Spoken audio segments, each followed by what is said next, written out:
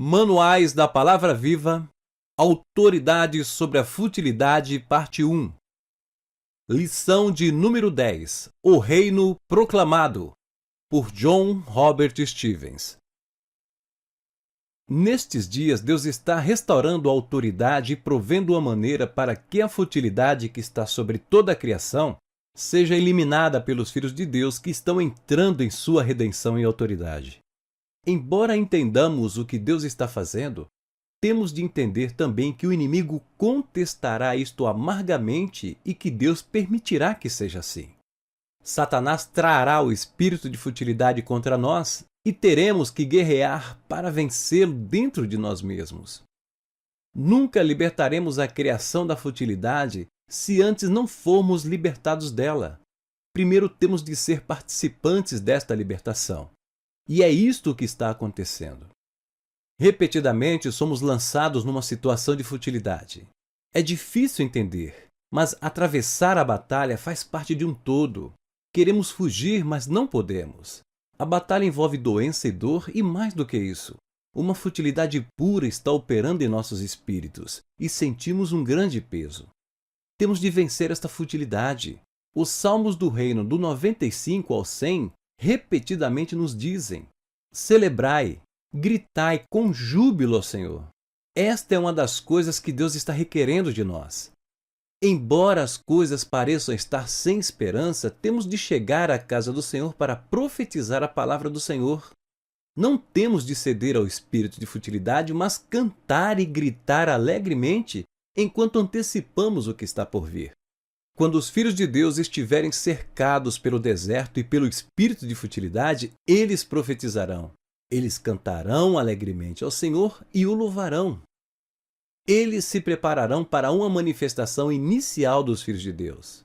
Deus tem nos falado a respeito de autoridade, como viver sob autoridade, como assumir autoridade e domínio sobre as obras das trevas, como começar a amarrar e libertar.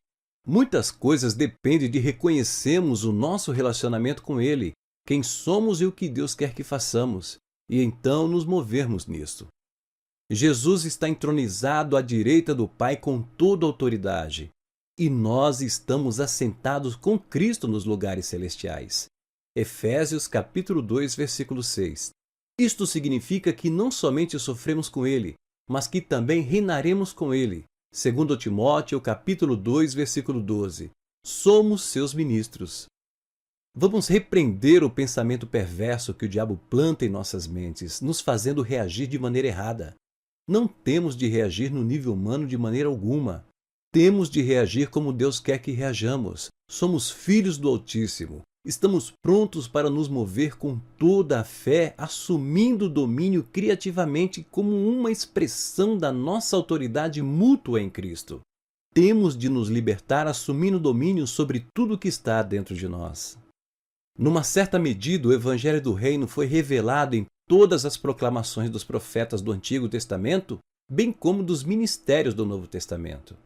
No Novo Testamento existe muita ênfase sobre o reino. Mas nos tempos do Antigo Testamento, as pessoas com visão profética profetizavam com instrumentos musicais continuamente, dia e noite, no tabernáculo, na casa do Senhor.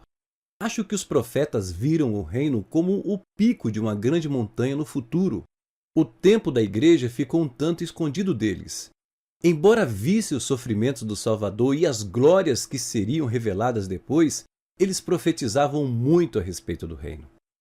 Os discípulos estavam tão absortos com a vinda do reino que depois da ressurreição chegaram até Jesus e lhe perguntaram: será este o tempo quando restaures o reino a Israel? Observação: o reino era a ênfase deles. E ele respondeu: não vos cabe saber os tempos e as estações que o Pai reservou para a sua própria autoridade. Atos capítulo 1, versículos 6 e 7. Agora vemos surgir o senhorio de Cristo e o Evangelho do Reino. Será que realmente entendemos que esta é a única mensagem desta época? Quanto tempo proclamaremos? Estaremos proclamando-a de agora em diante por pelo menos os próximos 1000 anos. Esta será a mensagem. Este será o Evangelho. Os ministérios do Novo Testamento proclamaram o Evangelho de Cristo, o Salvador, mas agora é o tempo de proclamar o Evangelho de Cristo, o Rei. Para cada passagem do Antigo Testamento em que o Espírito Santo acentua os sofrimentos de Cristo como Salvador, existem 20 referências na palavra para o tempo de sua segunda vinda. Esta é a mensagem de 95% das profecias do Antigo Testamento concernentes a Cristo. Na primeira vinda de Cristo, o preço foi pago para o reino. Agora ele está sentado daí por diante, esperando que seus inimigos sejam postos por estrado dos seus pés. Hebreus capítulo 10, versículos 12 a 13. E do aumento do seu governo e da paz não haverá fim. Isaías capítulo 9, versículo 7. Agora chegou o tempo da proclamação.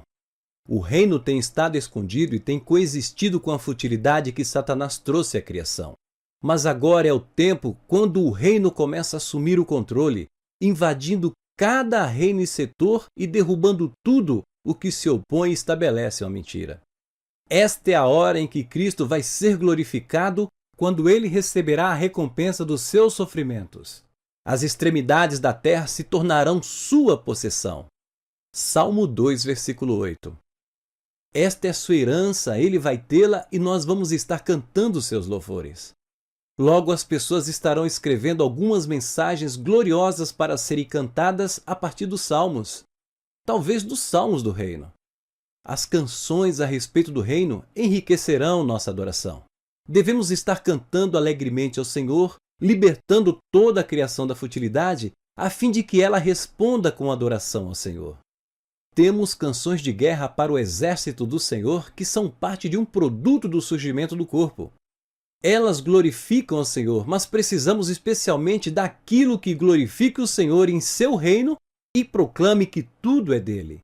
Precisamos de salmos que proclame a autoridade e o domínio sobre todas as coisas em seu nome. Estou me lembrando de um versículo que diz que o Senhor vai tomar um e fazer dele uma multidão. Tomará uma família e fará dela uma nação.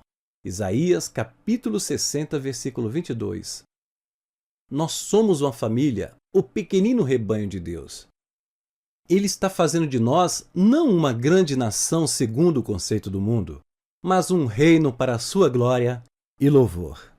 Sejam abençoados. Amém. O ensinamento contido nesta mensagem foi dada originalmente como palavra viva para uma congregação. Sem dúvida, ela mudará a sua vida, assim como tem mudado a de muitos outros. Esta e outras mensagens estão publicadas em nossa biblioteca na internet. Acesse o site www.bibliotecareinonet.com.br. Cadastre-se como usuário e desfrute dos ensinamentos do Reino de Deus.